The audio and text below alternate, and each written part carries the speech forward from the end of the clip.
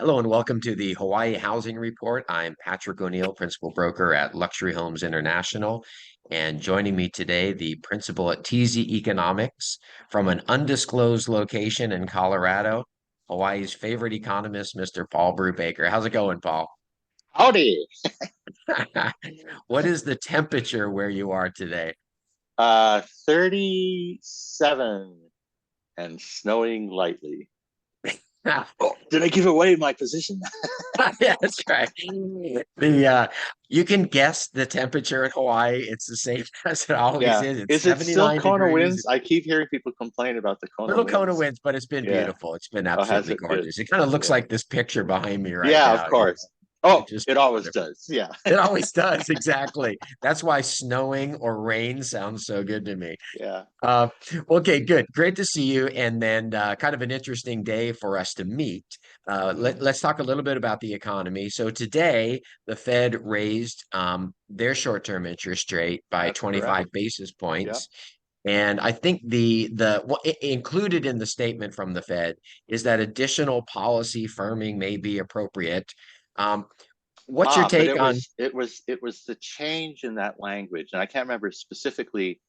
I think they used the word, they had the word ongoing, implying ongoing interest rate I increases, see. and they changed that to whatever you just cited. But the point they were trying to make, and Jay Powell clarified this in a press conference just a couple hours ago, was to distinguish between a validation of an expectation that they're not through raising short-term interest rates to suppress the inflation pressures in the economy, to a recognition that in the aftermath, although it's brand new, but in the wake of what recently has become a kind of a mini banking crisis, commercial banking crisis in the United States, that they would expect credit conditions to tighten anyway and do some of the work that higher interest rates would have done, relieving them possibly of having to fulfill the expectation of higher interest rates,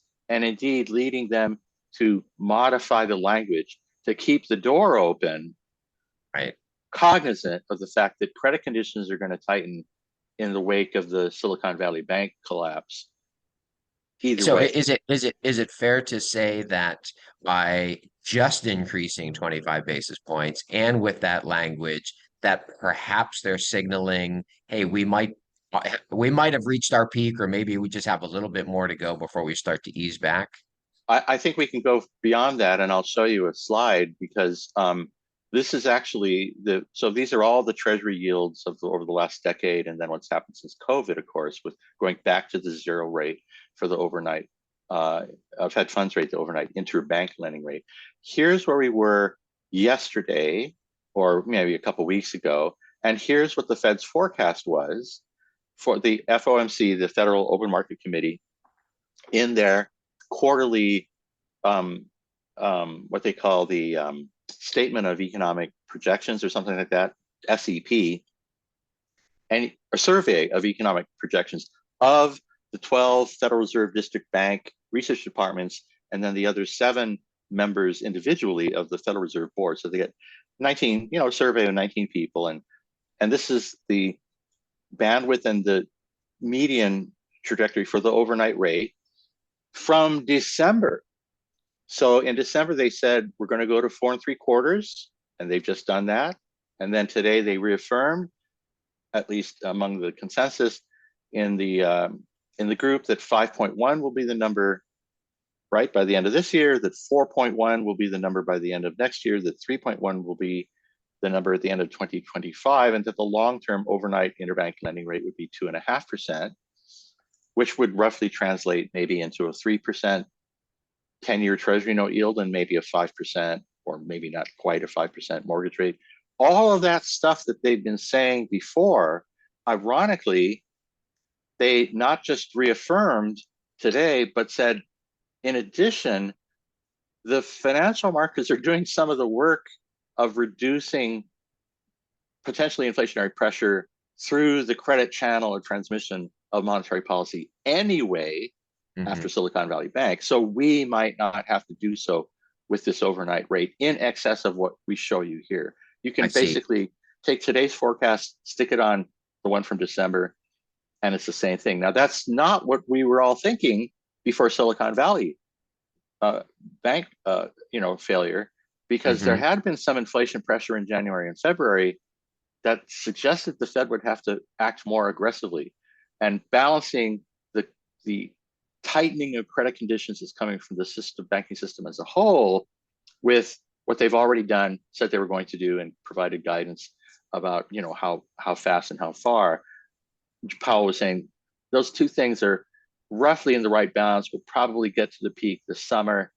We'll, obviously wait to see what's going on from day to day. But the expectation that we've had for some time now is probably still the valid one, to which we can See. Yeah. prudently adhere. Yeah. I see. Okay. And the news, and I think it was sort of expected this would be the rate the increase today from the Well, Fed. So sort of there was some debate after SVB whether they would follow through on that expected rate increase, but they yeah. did. So you're right. Yeah. Yeah. And let What? me ask you right before we jump into the interest Yeah. rates, Paul. Right. You mentioned SVB, and it seems that that is an isolated incident Yeah. along with the other bank and Credit Suisse. Is that something isolated? Is it something that possibly could go further? What do you think? So my understanding, which is this is completely outside the U.S., so you had UBS bought Credit Suisse or something. There have been problems at Credit Suisse for a long time, and so that was always lurking in the backdrop. Typically, the way you fix a balance sheet when you can't do so internally is you allow somebody to acquire that balance sheet and integrate it into what arguably could be a more rigorous risk management culture or whatever. That's kind of a separate thing. It was lurking in the backdrop. SVB, Silicon Valley Bank, and then Signature Bank, and a couple other these names that people hadn't heard about. First Republic, these are all have very bank specific or region specific stories associated with them, and don't serve as a very good template for unmanaged risk in other bank balance sheets. However, it suggests we ought to be attentive, and we ought to be looking up and listening Yeah. carefully in the earnings calls next month, Yeah. what bank executives are saying about banks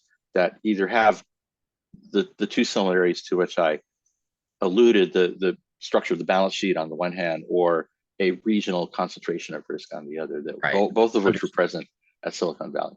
Yeah, yeah, makes sense. Okay. All right, well let's shoot over then to mortgage interest rates. Yeah, I just thought I'd Um, show you the mhm. the average mortgage rate, and we can tee up Anders to get into the Yeah, conversation. I'd been thinking, you see how aggressively, how aggressively the Fed, this is another year before interest rates start to come down, but we're close to the peak, and so you can think about a story that goes along with that. Whereas if you look at if you look at the mortgage rates, and I'm sorry, my little computer is yeah. Let me, yeah, overwhelmed by this. We're kind of stuck in this 6.5 to 7% range. We went from 7 back to 6, and now we've gone halfway back since November.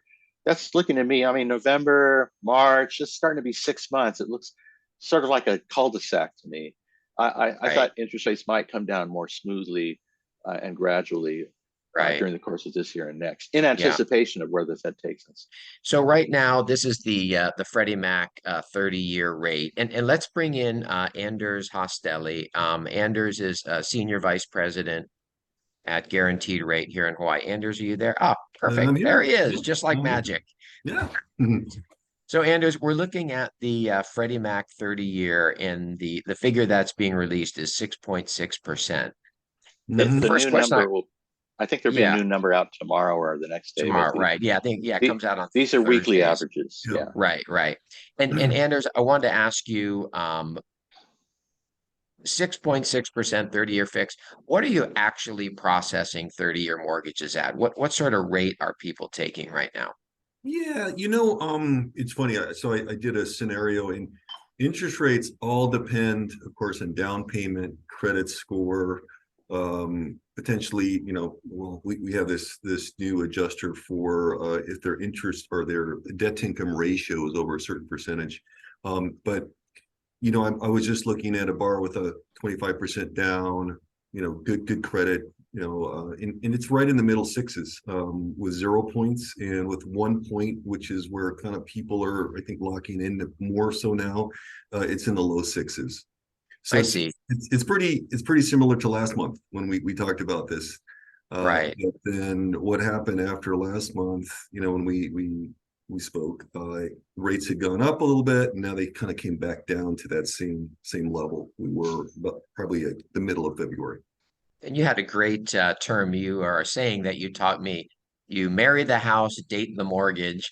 Do you Yeah. think people are going in with that strategy right now, taking the higher rate, but just thinking, hey, in the future when these come down, my mission is I'm going to go ahead and refi out of this. Yeah, and we can kind of see that, and we have discussions with borrowers, and loan officers across the country are talking to borrowers along those lines. We can't predict interest rates, of course, but kind of like what even Paul said a little while ago, we actually thought rates would be a little bit lower at this point, but we're seeing people doing buy downs where they're buying down the rate for the first year or two, or getting a seller credit to be able to do that. Within the anticipation that when rates do come down, the 30-year fixed rates come down, that they can refinance. I Yeah. see. And Yeah. what about the mix? Are people doing adjustable rates or staying away? Yeah, there's a higher percentage doing adjustable rate mortgages, 7 or 10 year adjustable rate mortgages. So that means that they're fixed for the first 7 or fixed for the first 10 years. But still predominantly borrowers are still looking at a 30-year fixed. And what's that spread if you're doing a 30-year or you go for adjustable rate? What are you seeing right now? About maybe 0.75% better on the interest rate if you do an adjustable rate Oh, so compared not to not yeah, that big of a yeah, difference. yeah. And again, it Interesting. depends. Yeah, it depends. If it's a 10 or a 7, but yeah, you And can you probably Mhm. if you go to a 5-year, like a 5-year arm, you could probably see about a 1% interest rate or so I spread. see. Mhm. I see. I see. And then you've mentioned to me before, loan processing and loan locks really give you a window into buyer activity, or at least what's coming up. What have Mhm. you been seeing in the past month, processing and loan locks? Yeah, applications are up a little bit from last month, so the trend is a little bit more activity, but not a lot. Not a lot. Yeah. Okay. So I'm All not giving right. you any percentages or anything else, but I'm just giving you adjectives. But yeah, it's a Okay. little bit busier, and we may have you look at trends, mortgage applications across the country, like even in Hawaii, we kind of trend with those when you look at it up or down year over year. Yeah. Yeah. Can I pick Yeah. up a subject that Jay Please. Powell raised? He indicated today that part of the reason people should feel better that short-term interest rates maybe won't rise as much or as rapidly as was expected only a few weeks ago is an expectation that in the wake of several of these bank failures, banks would be tightening up their credit requirements. Are Mhm. you seeing any of that kind of tightening, Anders, either in the residential space, or are you hearing of any concerns, for example, in the commercial real estate space, where there are other kinds of issues that have been lurking in the backdrop of, retail locations closing up or absence of office utilization? Is there Yeah, some distinction again, there? yeah, we only deal with residential mortgages, so don't have Yeah, anything anecdotal on the commercial side, but on the yeah. mortgage side, I haven't seen anything, and we have the ability to also broker a loan or take a loan if it doesn't meet Fannie Mae, Freddie Mac guidelines to, let's say, a local bank or credit Hmm. union. And, Hmm. and we haven't seen any kind of differences with guidelines or pullbacks or Right, right. anything That's good to hear. stricter. Yeah. Interesting. Yeah, because that was one of the expectations. Credit markets will tighten, but Hmm. not seeing it yet on the mortgage side. Yeah. Okay, Anders, we're going to do a speed round with you, and there's a lightning Sure. round. The Okay. points are worth double bonus here. Okay, Okay. so here's your answer possibilities: Uh-huh. higher, lower, about the same. Okay. Uh-huh. First question: mortgage rates in 60 days. Think higher, lower, about the same. About the same, I Six think. months from now, higher, lower, about the same. Lower, Lower. Okay, and then 1 year from now, lower. lower. We Yeah. check with the judges. Yes, those are all correct. Congratulations. Great. You'll move on to the next round. Mhm. Hey, Anders, thank you very much. Really appreciate you Thank coming you. on and sharing with us what's happening right on the street, so we get the real deal. So you Appreciate have it. a great one, and we'll catch up next month. And we're going to take a short break, and we'll be right back with Paul Brewbaker, and we're going to look at some housing statistics from the Honolulu Board of Realtors. So stand by. I'll be right back. Perfect. Thanks.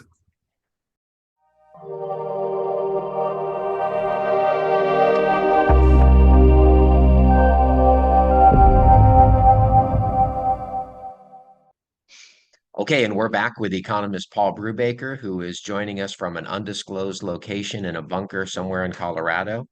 So, and a special thank you to Anders from Guaranteed Rate. Nice to have that information, isn't it, Paul? Like on the street, you know, what's Absolutely. exactly happening. Yeah. From the guy that actually has customers. No Yeah. offense. Yeah. No, I mean, I call him all the time and go, what's really happening with Yeah. rates? Like, what's it at? You know, and he Yeah. pulls it up on his computer. So it's interesting to know, you know, not looking at statistics. And by the way, if you're watching this and you're enjoying it, please consider giving Anders and Paul a thumbs up down below and subscribe to the channel. Make sure you get next month's market report. Okay, Paul, we're going to jump over and start to look at housing statistics. This was released from the Honolulu Board of Realtors. And there's been every month some dramatic numbers in here. So let's start with closed sales. We can see this compared to last year, closed sales down 30% for single family, 33% for condos. And I think the interesting part of this, for me at least, when I looked at the year-to-date figures, single family right now is running 43% below last year, condos at 42% below last year. And if you can see in the lower right-hand corner, the highest annual decline of sales was in 1991 after the Japanese bubble period. And then another peak was right after the subprime crisis. I don't know if we're going to trend out that 40% towards the end of this year or not, but we're certainly hitting those types of figures. And if we place that against active inventory, this is pretty dramatic. Single family inventory is up 57%, condos up 20%. And if we put these two together, it all wraps up into months of remaining inventory. And Paul, this is a figure you and I have talked about quite a bit. Taking into account inventory and absorption, and we get to the figure of 2.0 for single family and 2.4 for condo. What's interesting though is it's up 122% for single family compared to last year, where in Yeah, many I mean, times we were running single digit. yeah. Well, and if you go back to what happened after 1991, to which you just referred, by 1994, there were 24 months of inventory of condos remaining. Not Wow. 2.4, 24.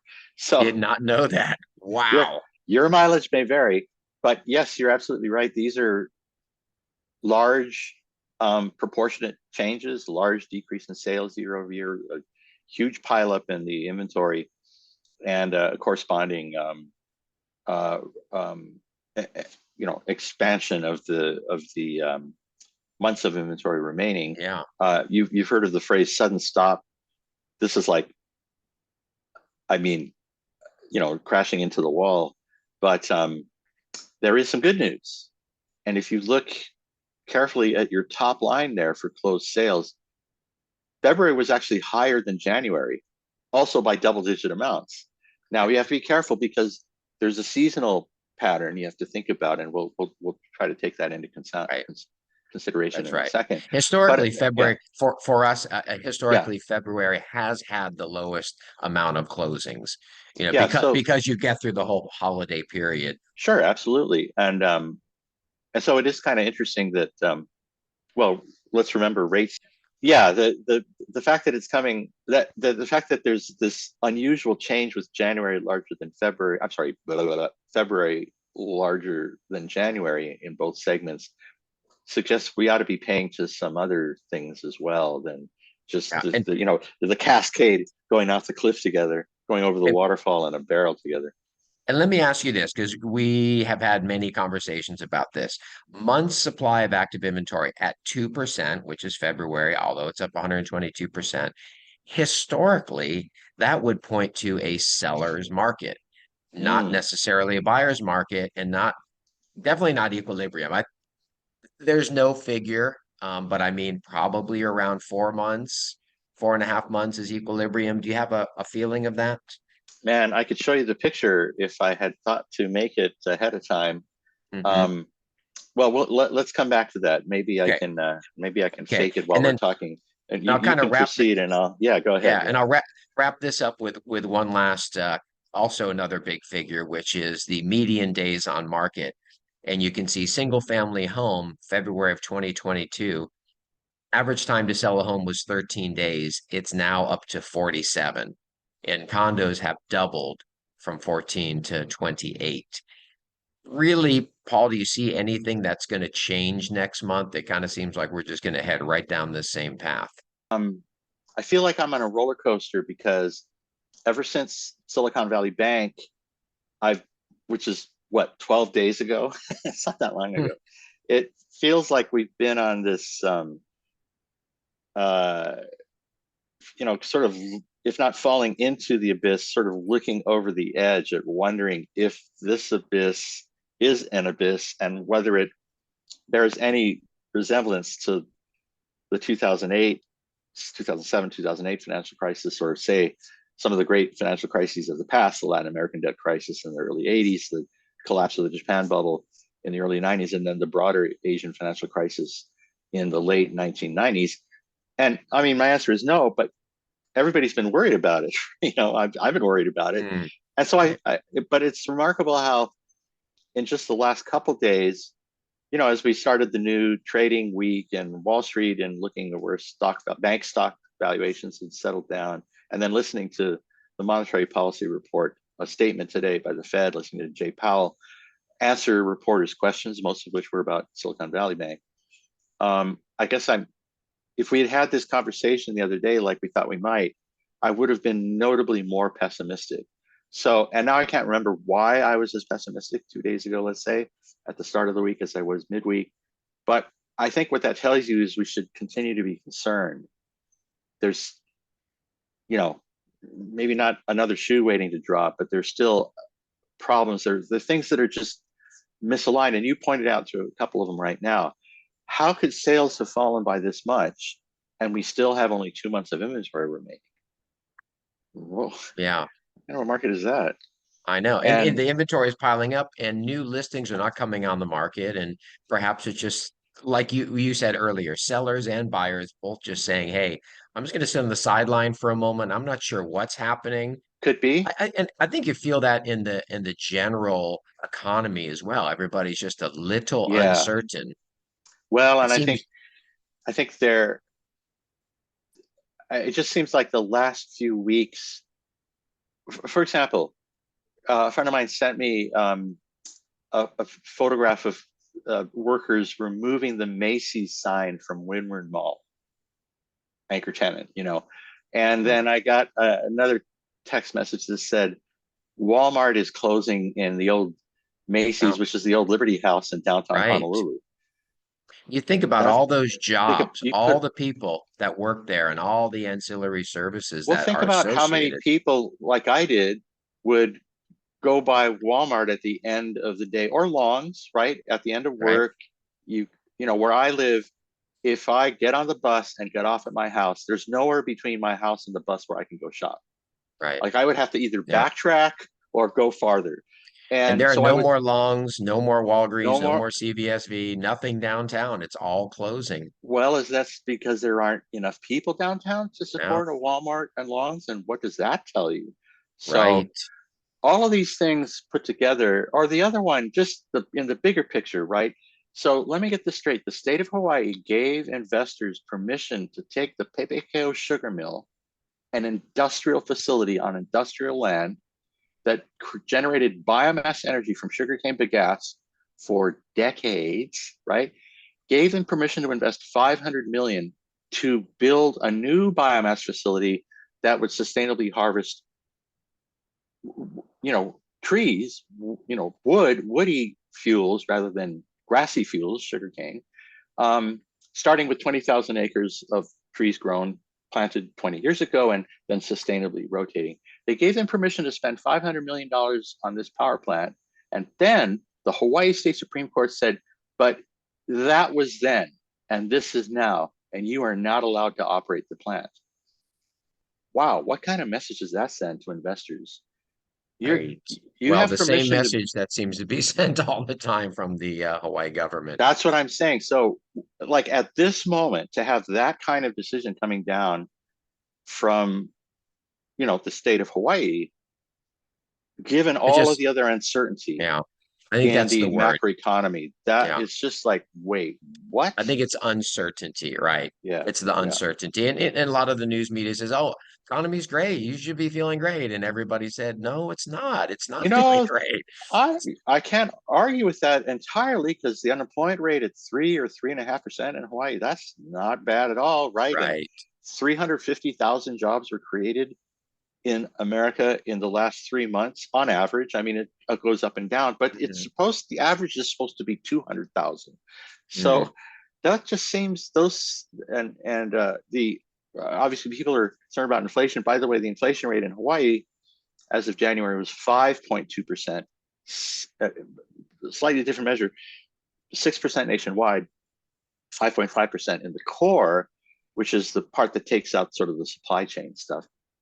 So we still got a ways to go on inflation. Takes all the things that we pay for every day. Well, it takes out all the things that kind of did one of these whoop things, right? Right. When the price of oil went up after the Ukrainian invasion, or when the price of eggs went up because of the avian flu or whatever.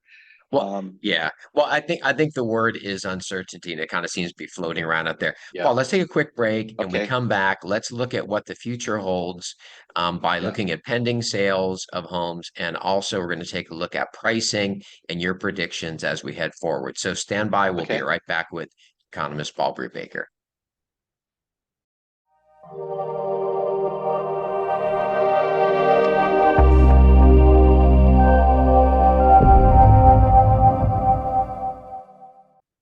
Well, hello and welcome back to the Hawaii Housing Report with economist Paul Brewbaker. I'm Patrick ONeill, principal broker at Luxury Homes International.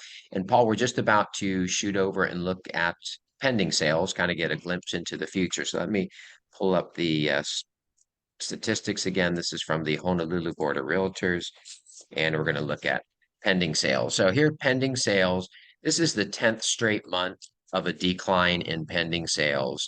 And we can see 31% for single family, 37% for condos. I don't think much is going to change on that front. It looks like we're going to continue to head in that direction. And let's jump up into pricing. So we're looking at median pricing here, and we can see decrease of 12% for single family home compared to last year, and a modest decrease of 3.4 for condos.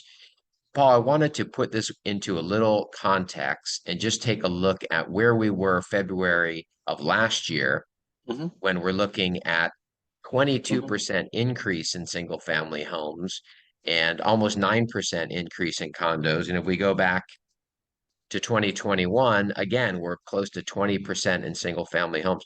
So it does look dramatic when we put it in that perspective. 2 years of 20% plus increases, and now we're seeing a 12%. What's your take on the kind of long-term trend line where we're heading with pricing? Let me just recap what you've been talking about with some seasonally adjusted numbers, only because it sets up the question you just asked about the long-term trend, where you have to take into account the seasonality. You take into account seasonality when you pick a month like February and compare to February a year ago, because they're both Februaries. But over time, it becomes important to take that out from month to month. So here are seasonally adjusted sales. We've talked about sales, how far they've fallen, how similar this moment is to the moment, say, after the peak in the early 2000s, after the peak in the late 1980s, in terms of the magnitude, if not the sheer abruptness of this decline. And these are, sorry, I didn't label the dark blue navy blue here are single family sales, and there are always more condos than transact. But you can see on a seasonally adjusted basis how much volumes actually jumped between January and February. Now that may be, and I may not have adjusted correctly, right? It's informed by history, but the patterns do change. But it does suggest that when the mortgage rate peaked in November at just over 7%, it had its most crushing effect 2 months later. And now moving back to 6.5%, we're in a zone that's still well off the peak, but considerably off the what may, in retrospect, as we look back on this, be the bottom for this cycle, if you will. I'm thinking at this point, January might have been the worst, and then the question naturally becomes how fast do we come out of it? We talked about inventory a lot, and I'll just point out that the difference between condo inventories and single family inventories has been another mysteriously anomalous outcome of the pandemic moment the last couple of years. It's gone now. And so typically condos, months of inventory remaining, right? We looked at the data today. They're 2.4 months for condo, 2.0 for single family homes. Typically the difference is about a quarter of a month. So usually it would be, say, 2.25 versus 2.0.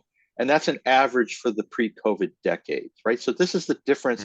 Condos higher than single family on average. And you can see a cycle around. And then leading into COVID, which suggests something was happening here. And I think that might have been the clampdown on undocumented vacation rentals that the city and county of Honolulu vigorously began to engage in. The pandemic obviously did something else, but the crackdown on vacation rentals continues. So at least two factors are commingled. It can't be mortgage interest rates, because mortgage interest rates affect both single family and condo sales.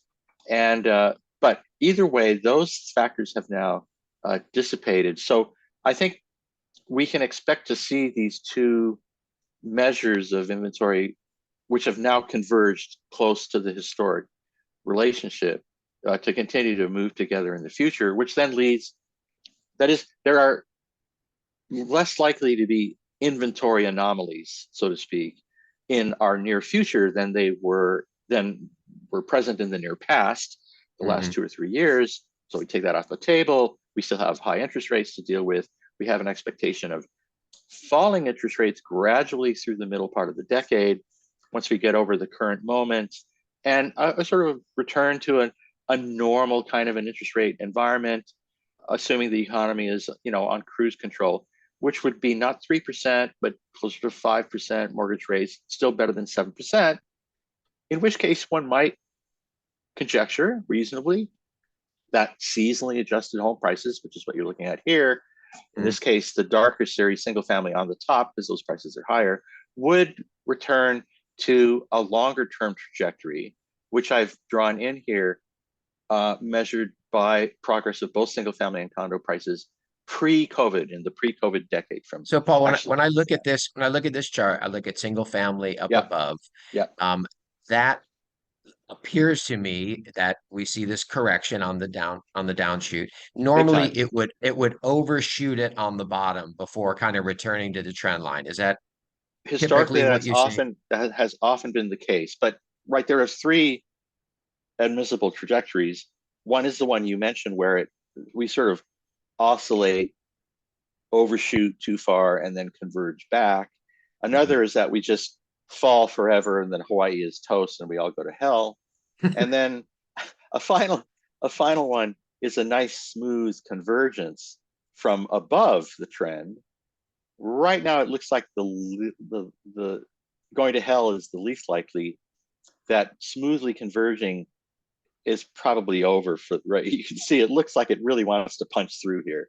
Right. And so I think your conjecture that an overshoot and then a gradual rebound back to trend is feasible. And we actually saw that pre-COVID. We saw prices kind of slipping off trend. Remember back in the 2018. 2019. And Yeah, yeah, 2019, people were talking about, ooh, is there going to be a recession? The Fed's raising interest rates, problems with China, blah, blah, blah. So, yeah, well, yeah. And I looking think, and looking at condos down below, oh, they've yeah, been kind of underperforming for all the reasons that we've talked yes, about during yeah. the pandemic. And it looks like they're also trending down as well. Yes, I think so. Although I'll leave some room open for the idea that these numbers should not be this different in the long run. So let's say the true number is 4, because the true inflation number is 2. And so the true real appreciation rate is 4 minus 2, or 2%. Okay, then I know 5 doesn't sound like it's a lot more than 4, but if you subtract 2% from both of these, and then single family homes have a real appreciation rate of 2%, and condos have a real appreciation rate that's 50% higher in the long run. Yeah, yeah, yeah. No, no, no, that can't happen. So maybe the 5 is too high. Maybe this rapid escalator rise of 5% appreciation in the 20 teens versus the 4% in the single family space, maybe the rapid condominium appreciation in the 20 teens was an artifact of coming out of a deeper chasm in the wake of the 2008, 2009 recession and the subprime financial I crisis see. bubble Yes, that that makes preceded sense. it, right? Hmm. So if condos overshot in this off the screen part of history and then came back to a more robust trend, this ought to be closer to 4. And so imagine in your mind rotating this line just to be a little flatter and parallel to the 4% Right.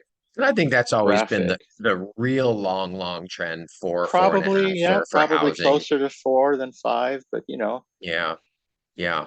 Interesting. And this is just anyway, something, these are yeah, just things to interesting. think about. I'm not Yeah. saying, we have any particular omniscience in terms of insight, Well, but speak for yourself.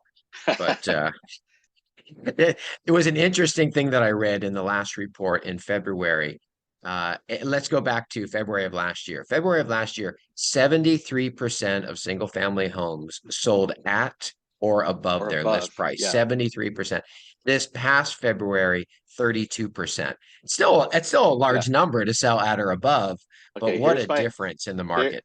here's my arrow bouncing around on February of last year, Right. for which there's a surfing expression that translates very well to real estate. Right here, the surfers would all be saying, the surfers who Should have used been to be here realtors, yesterday. you should have been here last February, dude. That's right. That's right. Paul, hey, it's always a pleasure. Before we go, I'm being told by the judges we also have a lightning Yes. round with you, double Ah, I bonus. thought Are I you got ready? out of it. Yeah. Okay, higher, lower, about the same. Okay. This is 6 months from now. Oh. 6 months from now, we're going to adjust everything. Inflation.